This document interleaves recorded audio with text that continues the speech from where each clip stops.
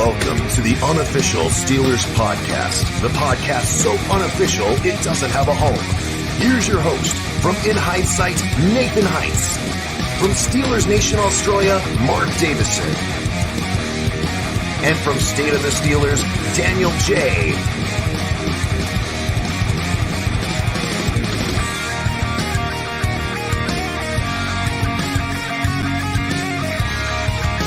Here we go.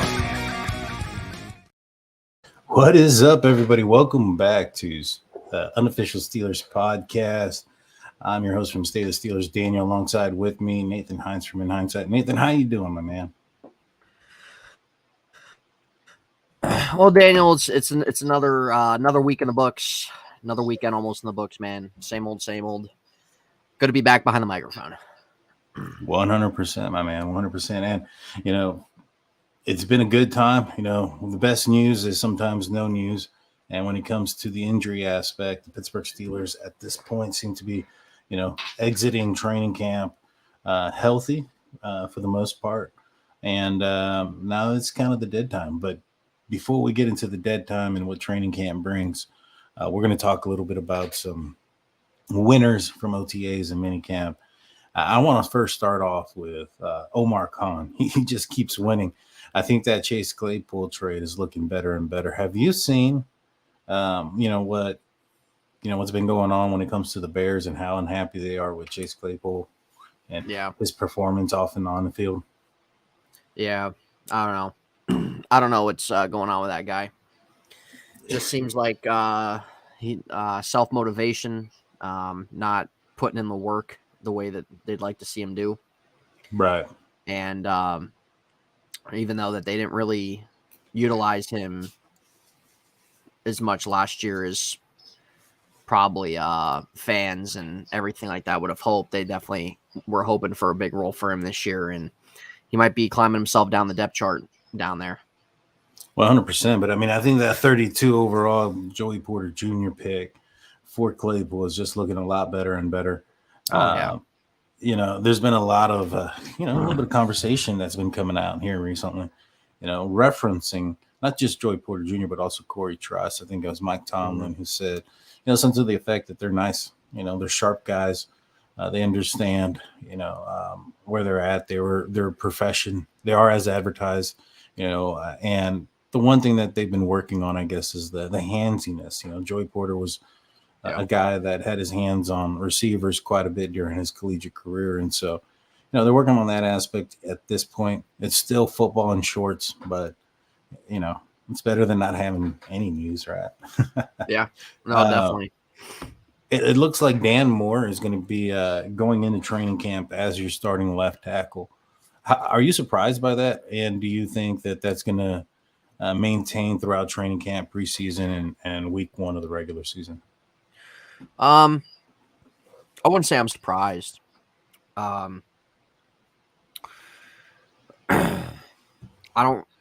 They're clearly not just wanting to make him work for it, but I think that there's some things that from certain techniques as a lineman, base techniques, it seems like that they're trying to readjust with him from what I've read. And that might be something that takes some time. But at the end of the day, they have high hopes for him. He's a great athlete. There's a lot to like about him. But I think, too, it just depends with what they're trying to get him to transition into, and certain things might depend how quick or not so quick he comes along with that. Regardless, he's going to be starting early in the season. If he's not starting the first week of the year, he's going to start earlier on. There's no question about it. But definitely making him earn it, and making him earn it through whatever that they're trying to transition him to do better or to rework at this level of football. So to me, it's not concerning to me at all. It's practice with shorts. It's nothing crazy. He's a rookie. So, of course, there's going to be some things that they're going to want to tweak, that they're going to want to probably change with certain things that maybe is a habit or that isn't going to work up here. Right. So it doesn't bother me. At the end of the day, not worried about that. Maybe in a training camp, he still might be the second tackle. Right. But I think really come preseason, you're going to see a lot of them. And I think coming to week 1, he's going to be the starter. Well, I think so too. I think that's going to be a strong possibility. But I think Dan Moore came to, he's not going to make it easy. You know what I'm saying? He's from all accounts, he's in fantastic shape. He's he's in fantastic shape. He came in looking thinner, but apparently is heavier on the scale. So he built some more muscle mass there, and so I'm excited about it. Regardless of who ends up playing there, that just means that the better person ended up winning. Yeah. And if it ends up being Dan Moore, that just means that at this point in Broderick's career, Dan Moore just got the better hand. It's his third year. This is usually around the time that offensive linemen, start to come on their own. This is the time where it's, put up or shut up, so to speak. And so, I think Dan sees the writing on the wall. He's been, practicing a little bit. He took some reps at the right side. So, I think that's, the path is laid out. Whether or not they stay on it would be the question mark. Another guy that's been apparently making some noise in minicamp thus far is Darnell Washington. He had, I believe it was 5 touchdowns last week, and 2 in one day. Apparently, he's been a red zone nightmare. I'm for one loving that, man. Now I know that comes at a certain expense. I think that Pat Fryermuth had, I don't think he's injured or anything, or maybe he is dealing with something. It's something minor. He hasn't been wearing a helmet, throughout the entire time. But I think there's been quite a few guys who are experienced, who don't necessarily need these reps right now. And so maybe perhaps that has more to do with things. But what are your thoughts on, Darnell Washington when he's at least being put in this, you're hearing 5 touchdowns over the span of a week in the red zone. Mm-hmm. Yeah, does that sound like advertised? Definitely obvious that they want to use him as a red zone guy. Which I made a prediction he's going to be the first one to score a touchdown for the Steelers this season. That's true. You did. I don't really quite know how he is as a route runner, as a tight end. I don't think that he's really special in that type of area. But he said himself that he thinks his pass catching ability is more overlooked, and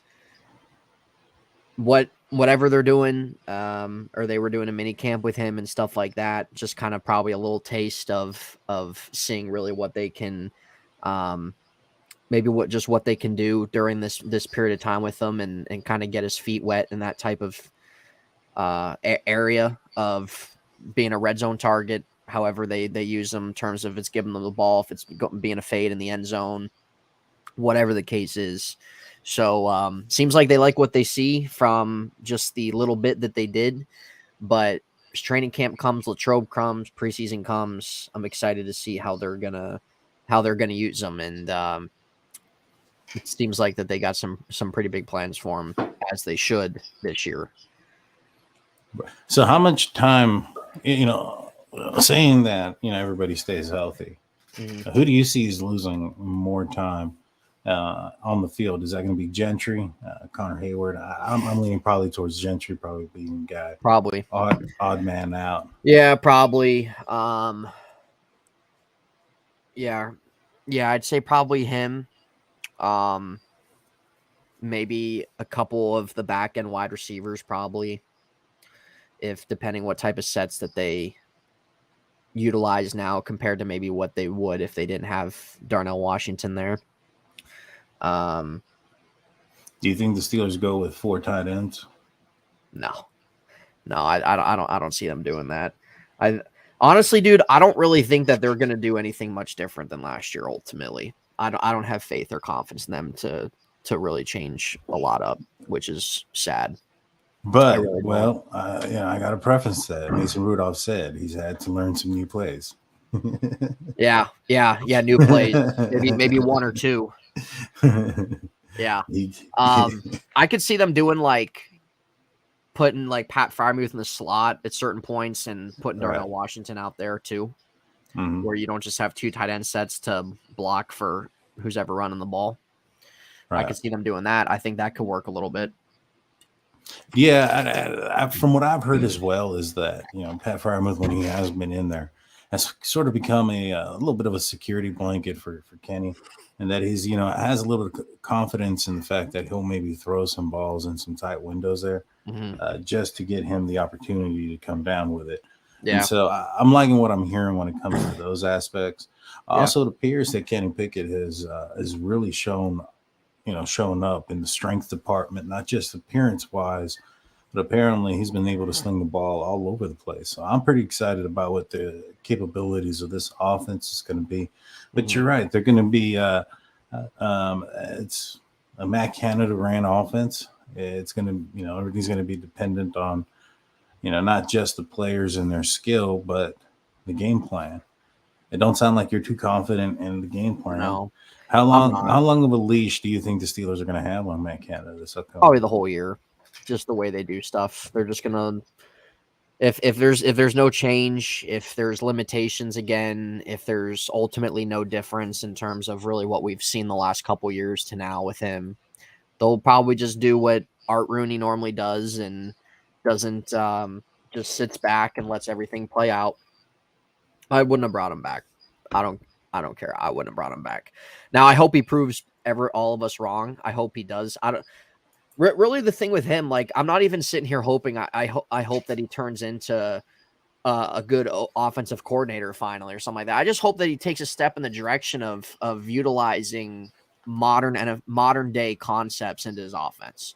You got to stop with the jet sweeps all the time. You got to take chances down the field. Utilize play action a little bit more. You got to do that. So even if he just takes a little bit of a step forward, then I'll freaking take it, dude. If their offense can average around 24 to 25 points a game, I'll take that. That's a huge step. I mean, 25 points a game is about a touchdown more. 24 points a game. Like I think anybody would take that with who's their play caller. And the other thing is, I don't know how much control Matt Canada even has. That's true. How much control does he even have? Because from what we've heard last year, and even his even when he talked last week or whatever, that he doesn't even have full control over the offense. That's true. I mean, he has to. There's the guy at the top that's kind of pulling all the cords. Yeah, so it's not really all on him. Like, yeah, is he a bonehead? Probably. And I don't really think that his style of offense and the way he wants to do things really goes well with where NFL offense is today. But if he can kind of really adapt to some certain things that can red zone efficiency is number one. But right. He can jet sweep coordinator. Yeah, it's honestly kind of what he is. If he can adjust and adapt to a couple different things with how offense is today in the NFL and really implement it into his playbook,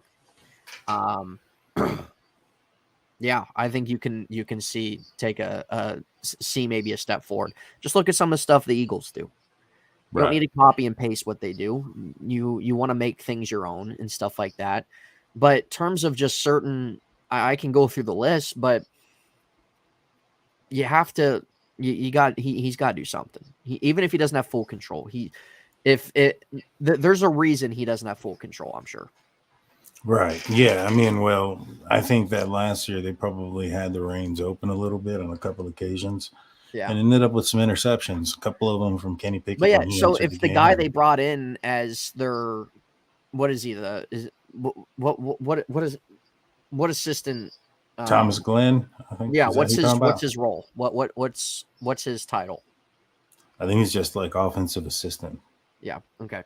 So if he's somebody that can offer something in the sense of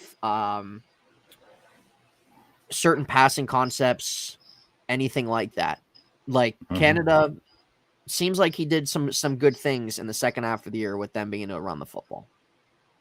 And Yeah. I'm not giving him all the credit. You got to give credit to the offensive line coach as well, working that and everything that's due there.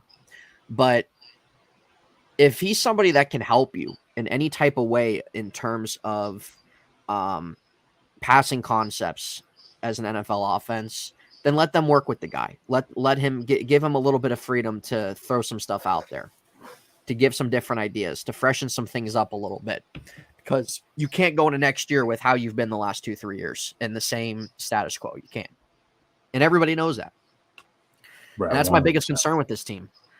I like their talent a lot on offense. I think they got one of the better younger cores of talent offensively in the league.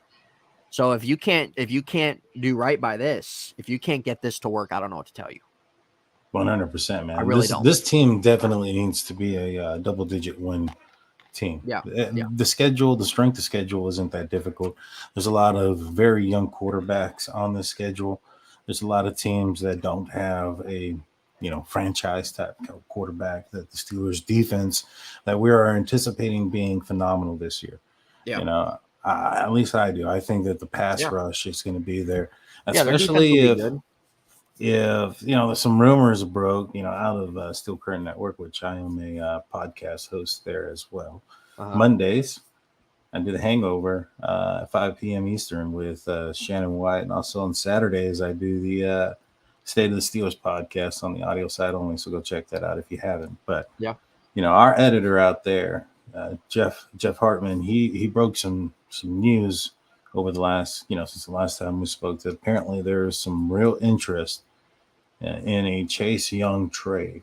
Yeah, with the Pittsburgh Steelers or with the Washington Commanders. Yeah. How realistic do you think that trade could happen? Is it a good fit? Yeah. What do you think that means for like an Alex Highsmith?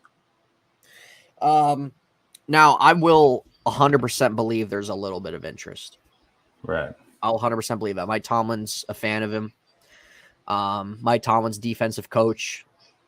And the thing with Chase Young, I think it's more unlikely to happen than it is likely, because I could see Washington just being in a way they're not going to get a first round pick for the guy, but I would even give up a second or third round pick for him.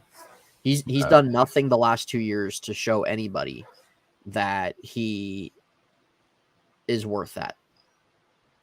Now, I don't think they need him. I don't think they need to do that. If they do, then it's really a rental unless he has a breakout year. I don't think it affects, if they would do that, I don't think it affects Alex Highsmith at all, because Chase Young hasn't done anything for 2 years. So really, it's kind of a rental. It's kind of a low risk, high reward if they would get him and wouldn't have to give up much. Now, if he would be good and he would get back to how he looked his rookie year, then they probably wouldn't. He'd probably sign elsewhere and get a bigger contract elsewhere. So don't really think it affects Alex Highsmith, really. If they would do it, I don't think really anybody would necessarily hate it. But it's really just a matter of what's worth for, like, what is it worth for him versus what's not, and more of a flyer type move, which is okay. But I don't think they need to, though, man. I think that I think their front seven, their linebackers are still questionable because we have to see them play. We don't know how they're going to play together. But their pass rush and their defensive line in general is really good, just the way it is. Mm-hmm. And you add Chase Young in there. Not that I don't think that he would take it to ultimately another level, but it could be something that pays off for the season or not. But I don't think they need him, though, man. Bring him back. I think it crowds the room. Yeah, it does. And you have a couple other guys you want to give some opportunity to. And if you bring in Chase Young, I mean, these guys aren't really going to have really any room to do anything. Yeah, I mean, if you bring in a Chase Young, it's like, where does Marcus Golden fit in this equation? Where does a Herbig fit in this equation? Where's he go? Where's Leal go? Yeah, Herbig go. So a couple other guys, depth guys they have on the line. So for sure, I think you make the call. I think you make an offer. An offer that you feel is it's all right to gauge some favorable, interest. But you don't. He's not a guy that you that's like a can't miss guy, or all right, we gotta hire up our offer or do something like that. There's really no need to. 100%. Steelers Freak Yeah. says they have to be able to score 27 points when needed. I know that's off topic real quick, but I don't know about that. I mean, they scored 18 points, right, last year, and they were a game away from the playoffs. You know, if they score an additional touchdown and get to that 24-25 range, you know, with this defense, and hopefully if they're able to maintain possession of the ball, I think that, you know, you're going to limit your time with your defense on the field. That'll limit injuries and things of that nature. I don't know. I don't necessarily think you need to hit 27, 28, 30 points a game to be successful this year. Now, is it going to be Super Bowl worthy if you're only hitting 24, 25 points a game? I mean, the defense is really going to have to be elite in order for that to be effective. Yeah. And that's where the red zone, that's where the red zone percentage, red zone efficiency comes into play. If they they were bottom of the barrel on that, even if they're in the middle of the pack when it comes to that, they would have made the playoffs last year. Right, 100%. I mean, like, even if the red zone opportunities just absolutely freaking killed their offense. Yeah, and I mean the inability. They'd have some good drives, man. They'd have some good drives. Yeah, and they just couldn't finish, and that's why you saw field goal after field goal. Oh, here comes another field goal. Oh, here's another field goal. You know? Well, I mean, that was better than what it was in the beginning of the year where it was 3 and out. It still was. Yeah. But you know, there was some progression there. You know, it was 3 and out, 3 and out, 3 and out. Then there's a field goal. Yeah. And then it was a lot of field goals. Yeah, it was. It was. But yeah, 100%. That's really the big thing. It is what needs to happen is their red zone problems from last year, and I think time of possession with the ball has got to be better. Mm-hmm. Really, when it comes to their turnovers of the ball, I'm honestly going this year, I'm not really too concerned with them protecting the ball. I think Kenny did a good job the last 6 games or so doing that. He only threw 1 interception, and he did a lot of things that you can look back at those games, tape, whatever it is, and certain things he did earlier in the year he didn't do that he didn't do later in the year. And I'm not really too concerned with the turnovers. It's just more so drives, time of possession, red zone, being able to keep a defense on their toes. You got to do that.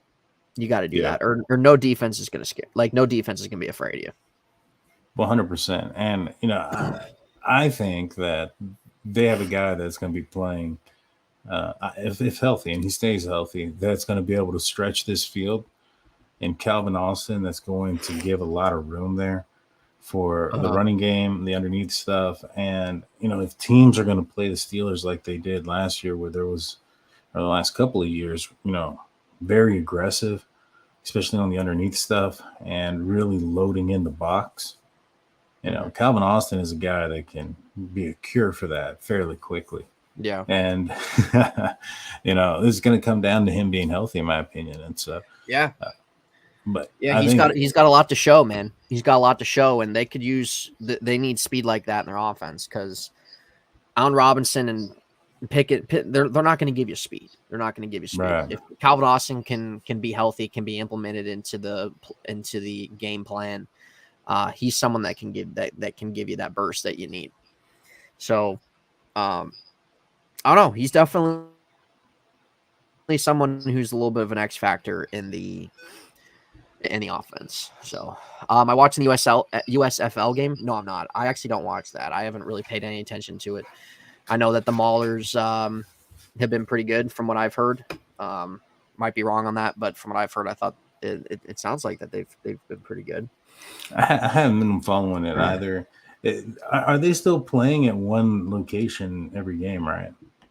Like all the teams? I think so. From my knowledge, I think so. Yeah, I haven't really taken the time to sit down and watch it, to be honest. Yeah. I went to it's a funny story. So me and the wife went to the first XFL game here in San Antonio, and they had the Brahmas, right?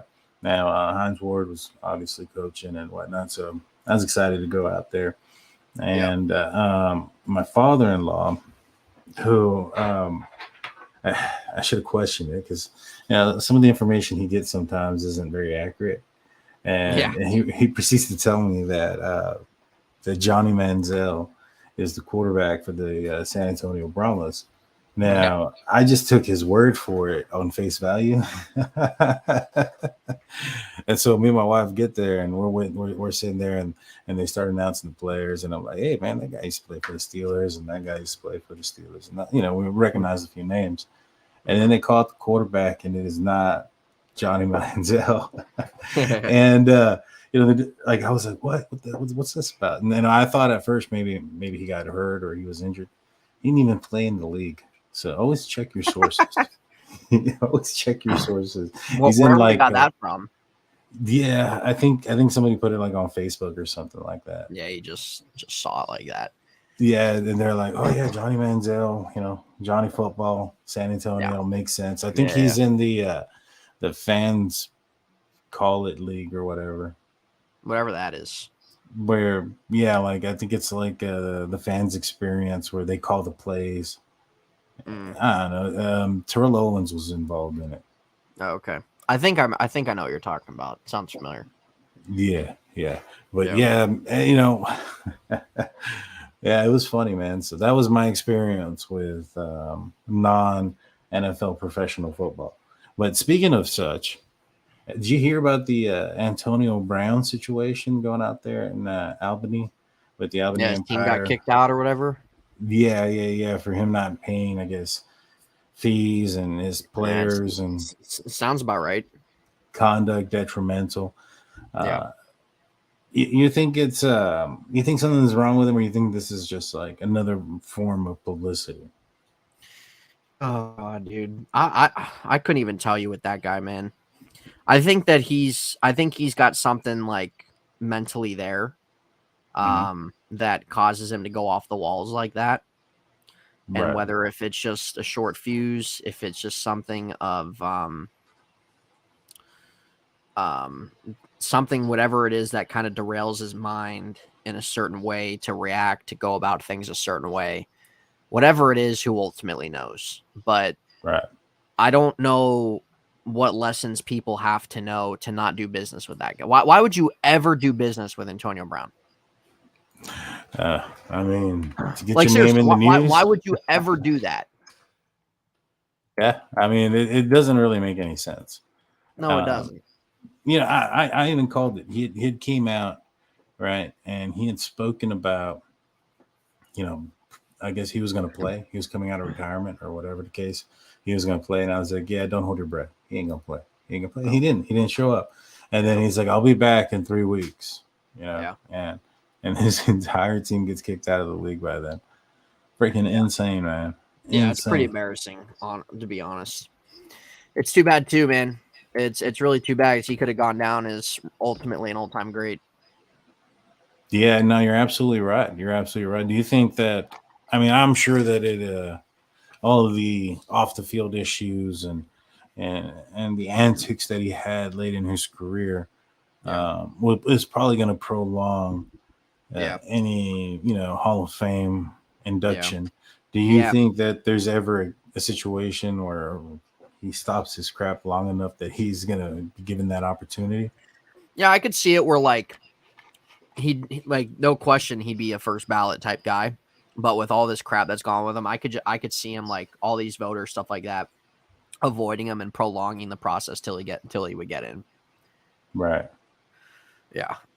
Yeah, he's just nuts, dude. Like, he is. I don't know why anybody would associate themselves with him. Because I know he was talking about like he's talking about the Steelers and he's talking about retiring a Steeler and all that other stuff.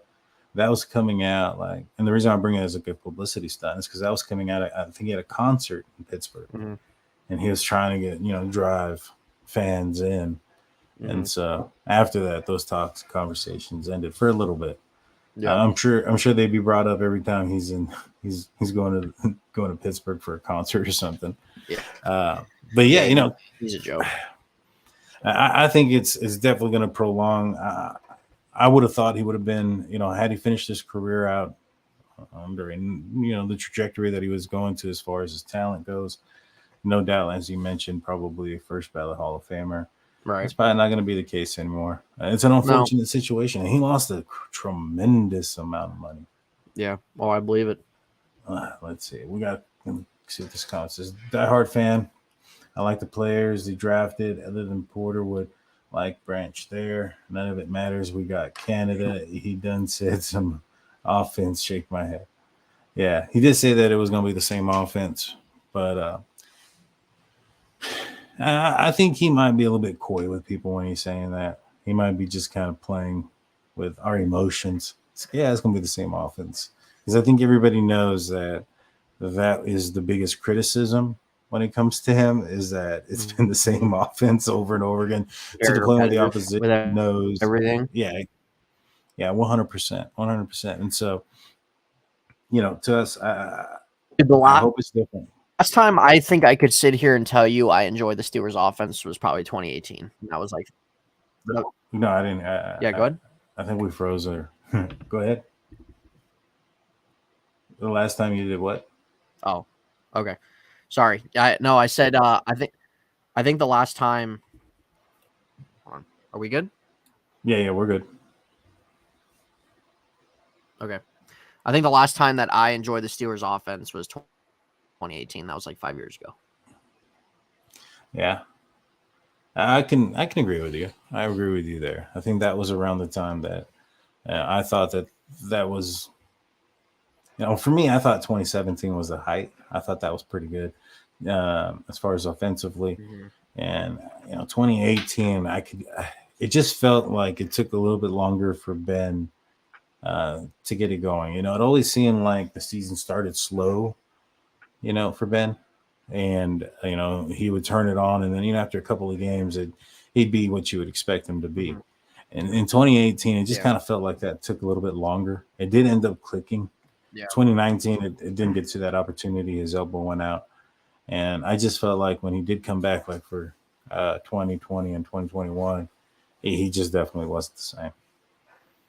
But but you're right. The offense was sputtering and it wasn't. It was all just 2 minute drill. And, I was listening to DK and Ramon Foster, and they were talking about, when 2 minute isn't something that has, flow and creativity. And it's more about trying to trap somebody in a certain personnel or position.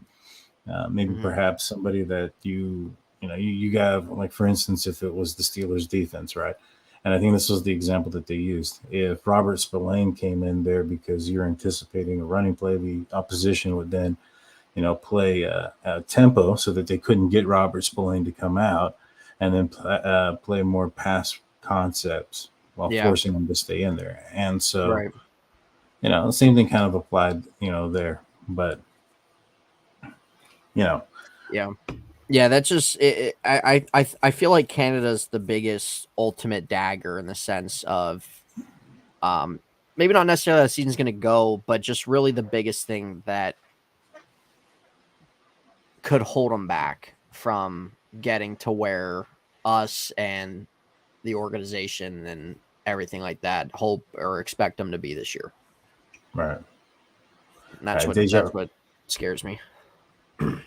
Yeah, no, I hear you, man. I hear you. Deja Vu says, what was the best Steeler decade in your opinion? Or what was the best Steeler decade in your opinion? Oof.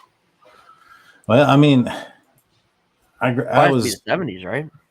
Well, yeah, obviously. But for me, it would probably have been, from 2004 to 2010. I mean, I was not a whole decade, but I guess the 2000s, that decade there, you had 3 Super Bowl appearances, 2 victories. That was when I've been a fan since mid 90s or so, but I was really little then. In 2004, when Ben Roethlisberger was drafted, I had just graduated high school, and so I was 18 years old that time. I was in the height and prime of my fandom, so to speak. So for me, that's the best Steelers decade. What do you think? Well, I think just in terms of what I've witnessed, what I've seen, I'd probably say the mid 2000s to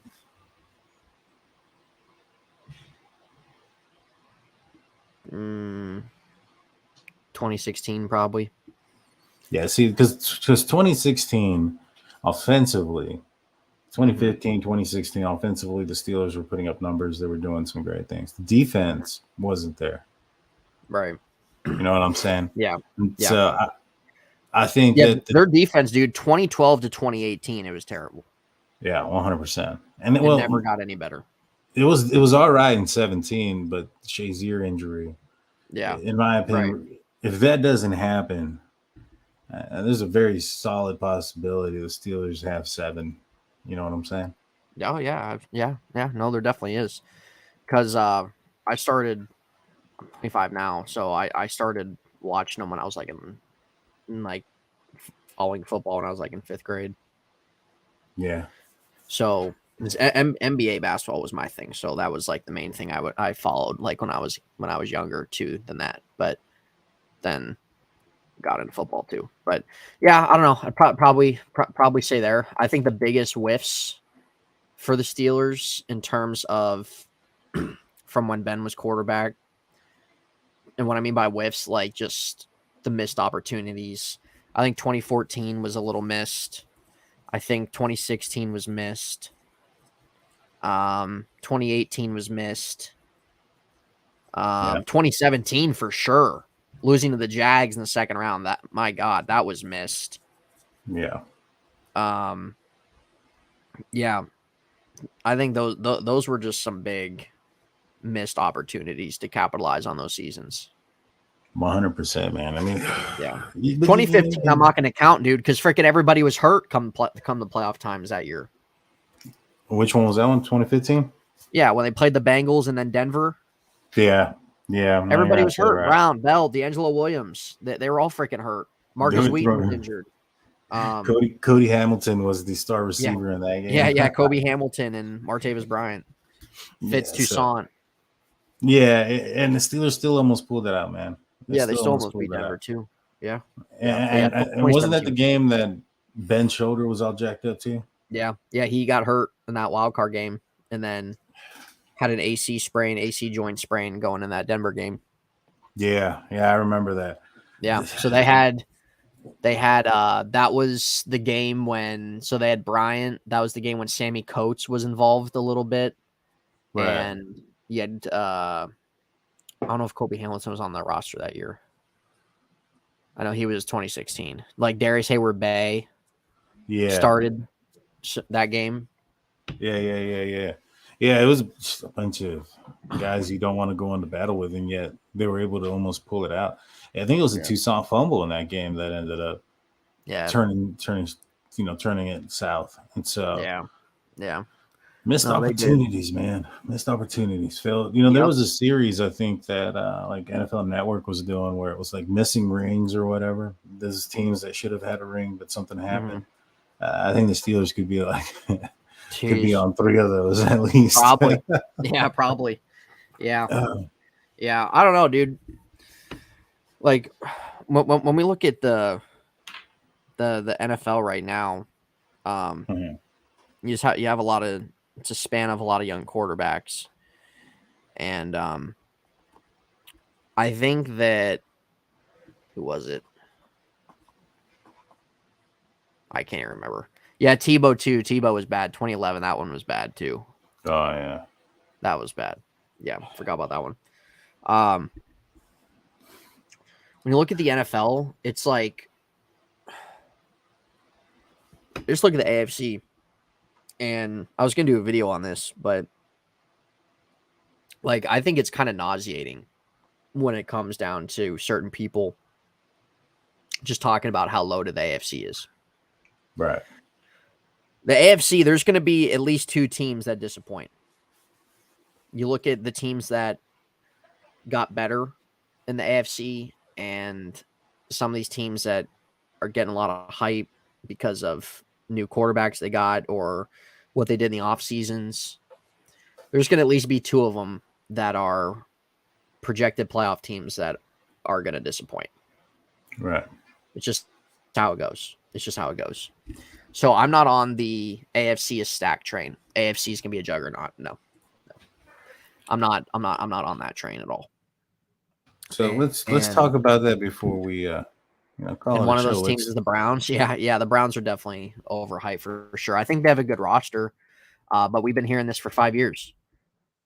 And I think that until the Browns actually do something on the field and show it consistently, if I was a Browns fan, dude, like I'd be like, yeah, I like the team, I like the roster. When you look at it, it can be good, but I'm gonna hold my breath until they actually do something.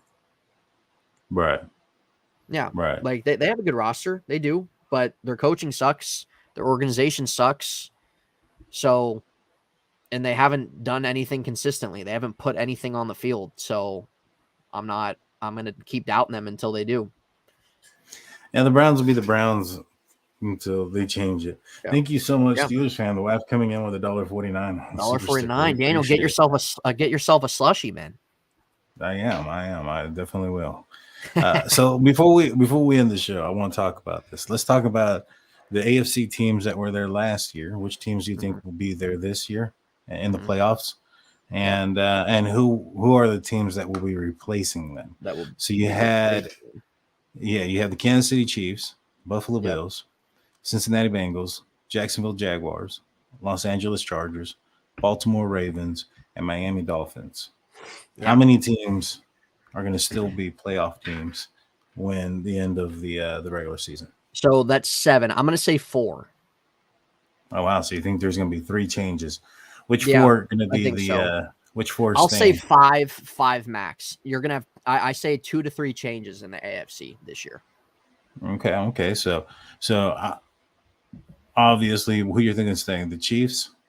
Yeah, Chiefs will keep, rightfully so. Bengals will keep, rightfully so.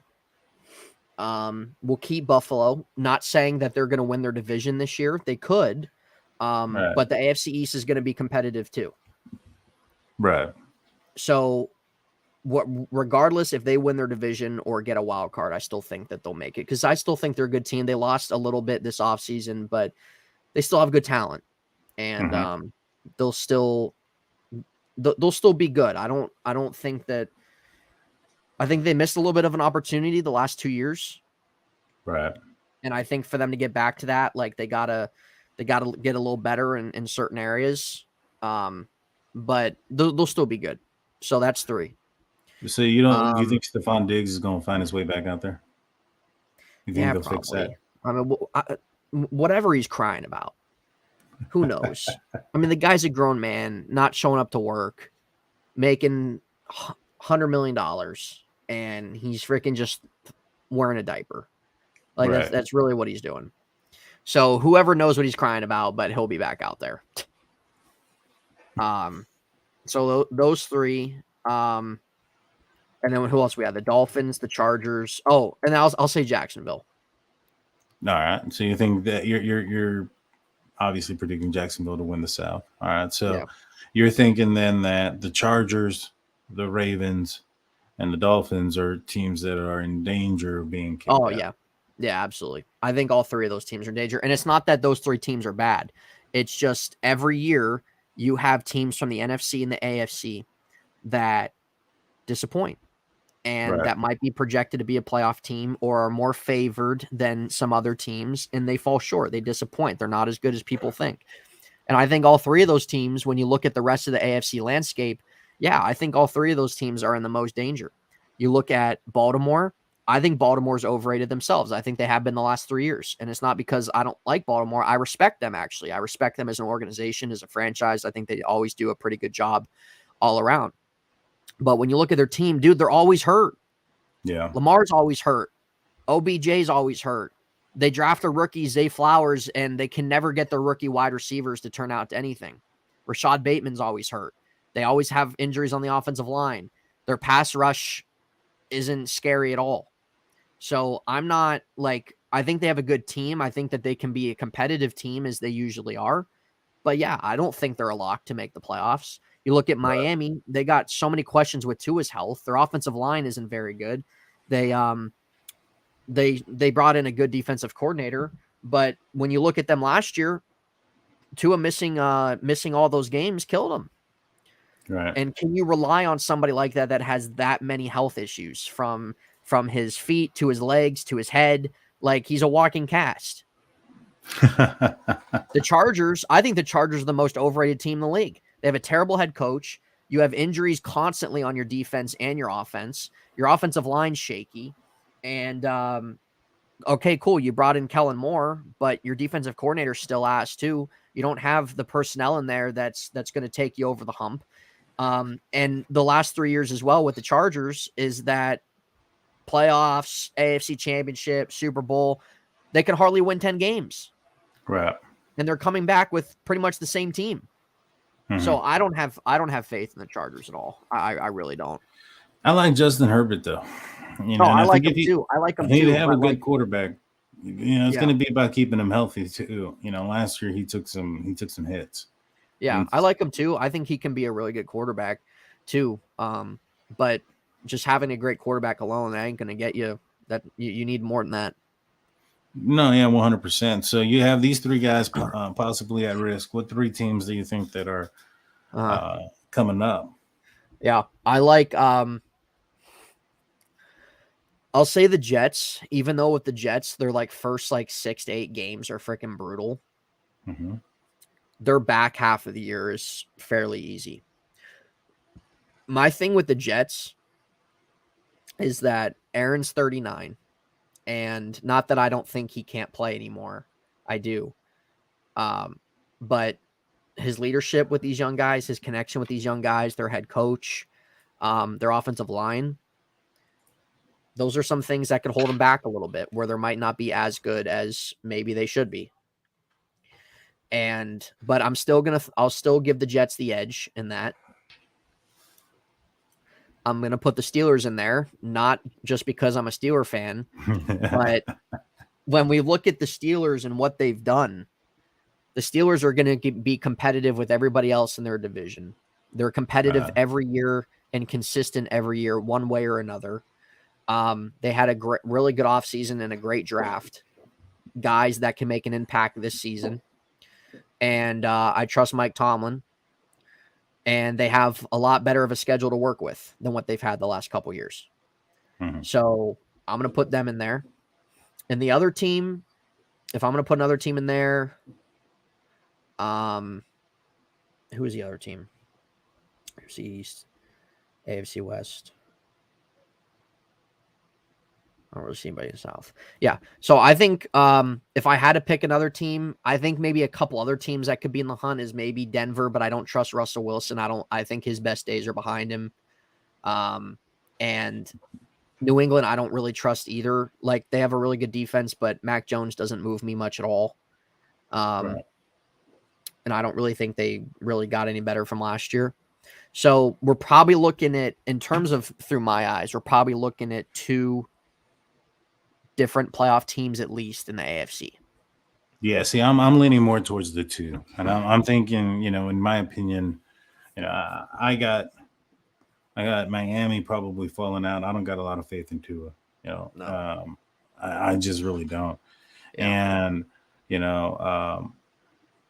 other team that I'm pulling out of there is probably Baltimore. I just don't think that their ability to throw the ball. Their quarterback is just doesn't have it. It doesn't matter who you put out there. The Steelers are comfortable with bringing down Lamar Jackson and being able to contain him. They've done it with multitudes of people. Robert Spillane has a pick 6 on the guy. So for me, I'm taking those 2 teams out. The teams I'm putting in are the Steelers, and also not just because I'm a Steelers fan. It's a little bit, but not just. I do honestly think that this team is quite capable of having double-digit wins, and it's quite capable of at least being a wild card contender. Yeah. The other team that I think I think the Chargers. I think Herbert is a good quarterback. When you have a guy as a quarterback, you're going to win majority of your games. Yeah, no, he's definitely good. He can be someone that I'd say by probably the next year or two goes on, like he can definitely have a hell of a career. I don't trust their health. I don't trust their head coach. I don't. Yeah, no, I hear you on that, And also when they're in big games, they freaking choke. Like their coach gets out coached. The Chargers, they freaking choke, dude. They can't. It gets to a point when you look at them the last 3 years. It gets to a point when they're in these primetime games, these big games that have meaning to them. They fall flat on their face. Whether they lose the lead, they can't keep up, whatever it is. Like they lose gas. Right. They get outplayed, outcoached. I don't know what it is, dude. It's honestly like Kirk Cousins playing in primetime. Like he just can never play in primetime. Never. Yeah. And like you don't know like what it is. Like why can't he perform well in primetime? It's just like the Chargers. Yeah. Yeah, I get that. I just feel that they're probably gonna win more games than they lose, and that'll probably get them in that wild card in that 7th spot. For me, the team that I have going in is not the Jets. I don't have a lot of faith in Aaron Rodgers at his age right now.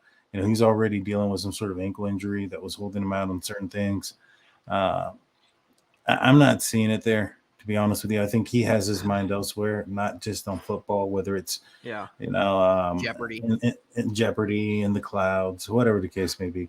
Dark hole that he likes to descend into every year. Exactly. And so, I mean, he's going to surprise us, have another MVP year maybe, but I'm not seeing that anymore. Father Time catches up to everybody. I'm actually thinking it's probably going to be the Broncos that make a way up. I do think that, having Sean Payton there, he's going to be able to do more with Russ. I also think that, I don't have a lot of faith in Russ. I think he's weird. Like, I don't know if that's a bad quality or not. Like, I don't know if that makes you a bad quarterback, being weird and, it just doesn't seem like Russell Wilson's all in, man. Look at him, dude. Even before Denver, it's not just because of last year. Even before Denver, his last 2 years in Seattle, he wasn't the quarterback he was. He wasn't the quarterback he used to be. And then you look at this year, and it might be something where he gets a little better and he's above average, but I don't see him ever going back to how he was and how Denver what they hoped they were going to get. Did you see him practicing motivating his players in the huddle? Oh, it's terrible. That was the stupidest How does thing anybody I've ever buy seen. into that? How does anybody buy into that? What was he doing on the plane? He was doing high knees. Yeah, he was doing something like that. Oh my God. Fortunately, we don't have that problem with Kenny Pickett. I think that would be weird too. Yeah, just some people aren't meant to be leaders, but Kenny showed to be a leader right away. With his personality, with his aggression, even his first 2 games, man, like just not backing down from anybody. He showed that, which was good. Now the other thing too with like the AFC this year and stuff, like with the whatchamacallit, with the like seedings, or kind of thinking who might take the spots of a couple teams this year, blah blah blah. Even though I hate them, I'm still gonna say I still think the Browns have an opportunity to be good. I do. I'm not, just because I hate them, I'm not gonna downplay their team. They got good talent on their team, like there's no doubt about it. But again, I'm not. They got to show me, dude. They got to show me. They got to show me that they can finally freaking put it together on the field. Not just for this year either. You got to show me consistency. You got to show me that you can go in year out and be a competitive team, and that you're starting to turn your franchise around. And I don't have faith in them to do that. Right. I think if they were a better organization, if their culture was better, and you looked at their team, I'd say, yeah, I have a lot more confidence in them than I do this Browns team right here. The Browns are the Browns, man. They always will be. They are at the end of the day. But I'm not going to downplay that they don't have a talented team, or they don't have good talent. They do. They have good talent. They have good corners. They have some good guys on the defensive line. Their receivers aren't bad. Nick Chubb's a beast. Their offensive line's pretty good. Deshaun, time will tell, really, if he gets back to how he was in 2020. But I just Browns fans got to stay in their lane, man. Have some humbleness, have some humility. That's what they got to do. So, not downplaying their roster, but I don't have any faith in them. For sure, for sure. A couple things. Just Me says, "Where's the meetup spot for the Vegas game?" I'll be there with my nephew and some folks for my page. We love to meet up as a large group. We'll keep in contact because me and the wife are planning to be out there for the Vegas game. It's in September, so it's going to be hot as you know what out there. So Yeah. It'll probably be an indoor meetup. We'll meet up somewhere. Meet. And so, and the last thing I want to say is Steelers Free comes in saying that Baltimore's changing how they play. They're going to try Jackson as a pocket passer. Time will tell if that works. I'm reminded by my favorite broadcaster's most infamous statement from Pepper Brooks.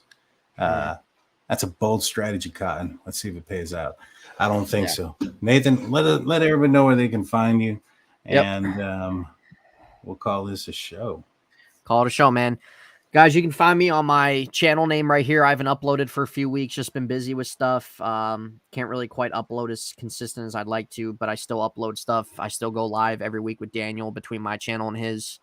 So give that a follow if you haven't. Talk about Pittsburgh sports, talk about other stuff in sports that's going on, that's worth talking about. And I also have my other podcast I do with my friend. There's some links in the videos on that channel too. And actually uploaded an episode of one of ours that we did a couple weeks ago onto my main channel just to kind of throw it out there. So, but yeah, you guys can do that. But we appreciate seeing you guys in the chat, and anybody who's new, welcome. It's always good to see you guys. Always good to see your comments, your thoughts on certain stuff, your opinions. That's all valued and appreciated, guys. We always like looking at that and incorporating that into the show. So, Daniel will probably be back sometime next week. Yeah, we'll be back next week. Until then, y'all, stay safe. We'll see you then. I'll be back on Monday on The Hangover. Catch you there. Peace.